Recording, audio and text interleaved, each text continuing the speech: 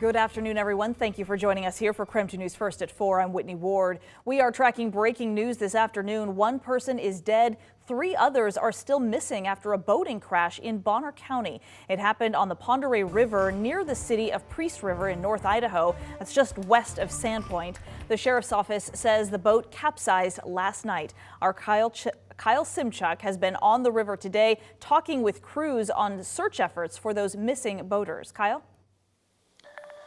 Well, yeah, Whitney, crews have been out here all day searching for those 3 missing boaters. The Bonner County Sheriff's Office says the crash happened along this stretch of the Pend Oreille River around 7 p.m. last night. A few hours after that, they were able to locate the boat, but they weren't able to haul it to shore until this afternoon with the help of a tow truck. Now, looking at the pictures, you can see some significant damage to one side of the bow. It's still unclear what caused this high-performance boat to capsize, but deputies say 4 people were on board. They have recovered 1 body, but 3 people remain missing. The Bonner County Sheriff's Office is still searching at this hour, along with a dive team and a sonar boat from Kootenai County. Now, the river itself runs to the west, but the wind is blowing to the east, so right now they have a large area to cover. This launch site on the south end of the river has become sort of a command post. The names of the people on board that boat have not been released yet. This is a developing story. We'll let you know just as soon as we get any more information. Reporting live in Priest River, Kyle Simchuk, KREM 2 News. All right, Kyle, thank you very much.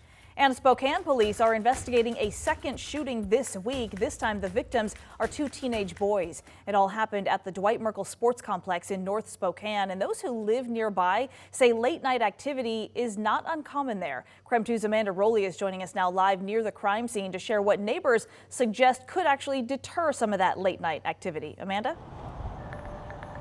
Yeah, Whitney, Spokane police say it appears that a large group of teens got into a fight here in the parking lot of the Dwight Merkel Sports Complex last night, and that shooting happened shortly after. Now, neighbors who live near the sports complex say they are constantly reporting loud partying in this parking lot, and they believe if city staff would only lock these gates up at night, this might help with the problem.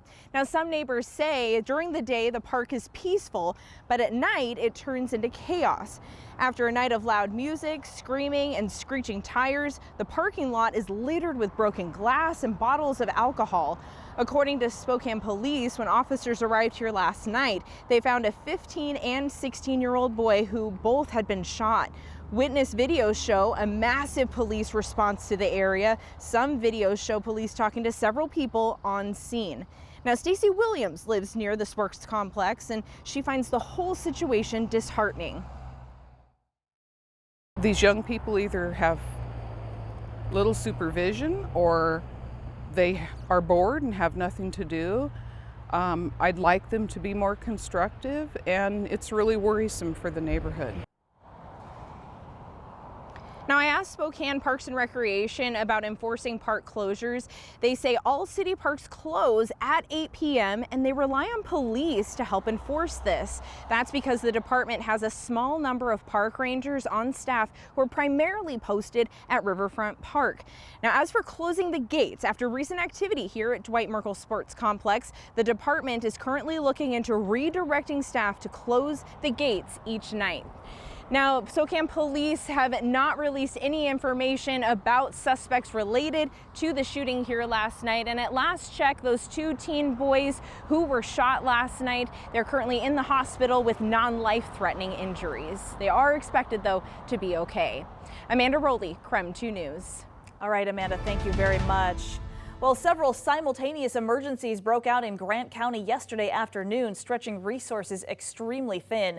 A fast-moving wildfire sparked level 3 evacuations for dozens of homes. This was east of Soap Lake yesterday afternoon. That fire was wind-driven, extremely strong winds there yesterday, and it got dangerously close to multiple homes. There were 3 other wildfires also at the same time, also in Grant County. And the biggest of those was the Quincy fire. That one burned about 300 additional acres and forced several level 3 evacuations. Officials say they are concerned about fire danger, especially heading into this 4th of July weekend. Discussions with the fire chiefs and all the other agencies around here, we're very concerned about the 4th of July weekend coming up. We're asking people to be very, very careful with fireworks.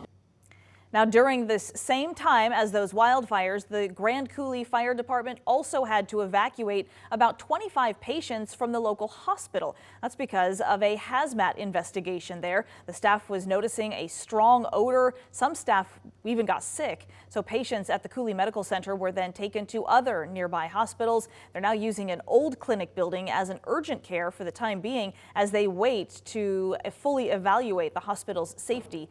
We are told appointments for the rest of the week there at the Coulee Medical Center have been canceled and will have to be rescheduled. And as brush fires burned in Grant County yesterday, firefighters and volunteers from across the region rushed in to help. Volunteer firefighters Josh and Jane Chambers were driving a 700-gallon water tender to help put out hot spots. And in a KREM 2 exclusive tonight, they say that they went from driving down the highway to flipping off the side of the road, putting them upside down and nearly crushed. Josh and Jane Chambers say they love volunteering as firefighters because it's a hobby, they say, that also serves the community. But on Monday, they were in a dangerous situation, and they say that moment that their water tender flipped was terrifying. As much as each of them wanted to help the other, they could only do so much. They were both still stuck under that truck that was filled with hundreds of gallons of water. The shoulder gave way, and it just was kind of in slow motion. We were moving slowly, and it just started tipping over slowly. I had to kind of dig the dirt underneath me just to get my head clear from being wedged under there. And Jane was kind of on top of me, and she was like dripping blood down on my head because she had a big gash on her head. Wow. Now, other fire crews and paramedics did end up rescuing the couple. They went to the hospital with those injuries. Jane says she has now 6 staples in her head. Josh has a hairline fracture in his spine and a sprained wrist. The water tender is one of 3 for the fire station there. Additional staff say the station doesn't have the money to replace it anytime soon. And this loss is right at the beginning of fire season, and it will certainly impact their ability to respond to area fires. We'll have more from their exclusive interview with KREM 2 that's coming up tonight at 5. But let's talk weather, because today, not as hot as yesterday, not as windy as yesterday, still a little bit breezy though. So a lot of questions about what the weather is, kind of how it's shaping up as we get closer to our 4th of July weekend, because we know the weather is going to have a big impact on how things play out. We want to turn to our chief meteorologist, Jeremy Legoo, outside in the Outdoor Weather Center.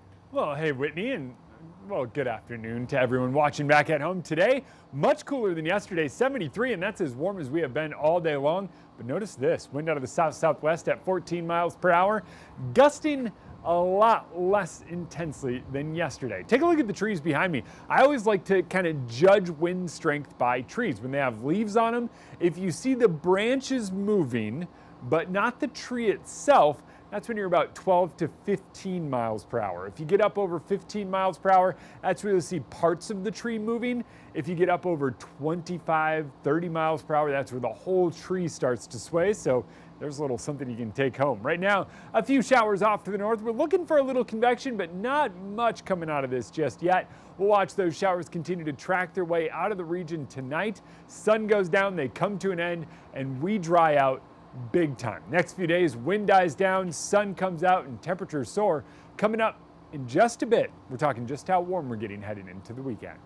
All right, Jeremy, thank you. Well, heads up for drivers in Washington. The price to get a new license plate is going up by quite a lot. Starting on July 1st, the price for a brand new Washington plate will jump from $10 to $50. And if you need to replace your plate, it's going to now be $30. So why? Well, it's a part of a new transportation package that was passed by the state legislature.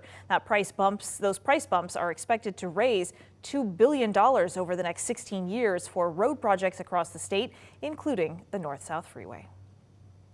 Still to come here on KREM 2 News at 4. In just a few days, the inland Northwest will be celebrating the 4th of July with a bang. We'll let you know where you can watch fireworks. And if you plan on lighting off any of your own, do be careful. We'll let you know how you can best keep yourself and your family safe.